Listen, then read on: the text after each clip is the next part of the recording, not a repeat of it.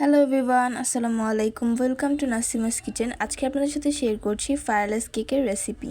এজন্য প্রথমেই নিয়ে নিচ্ছি হাফ কাপ লিকুইড মিল্ক এবং 4 টিস্পুন কনডেন্সড মিল্ক। এরপর 1 টিস্পুন ইনস্ট্যান্ট কফি দিয়ে মিশিয়ে নিয়েছি।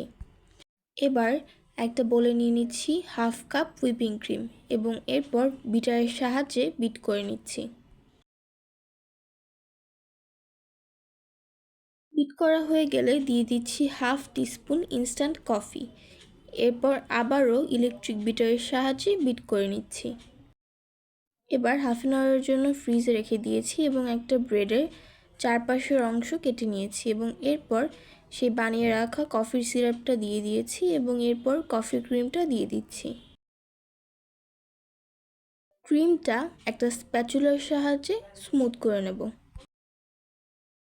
এবং এর উপর আরেকটা ব্রেড দিয়ে কফির সিরাপ দিয়ে দিচ্ছি এবং এরপর সেই ক্রিমটা দিয়ে দেব এবং আবারও একইভাবে স্প্যাচুলার সাহায্যে স্মুথ করে নেব। এখানে 4টা রুটি দিয়ে এটা তৈরি করে নিয়েছি এবং এরপর উপরে ক্রিম দিয়ে স্মুথ করে নিয়েছি। এবার নজেলের সাহায্যে হুইপিং ক্রিম দিয়ে কিছু ফ্লাওয়ার তৈরি করে নিয়েছি এবং উপর দিয়ে কিছু শ্রেডেড চকলেট দিয়ে দিচ্ছি এবং এরপর কিছু ওয়েফার চকলেট দিয়ে ডেকোরেট করে 2 ঘন্টার জন্য ফ্রিজে রেখে দিয়েছি।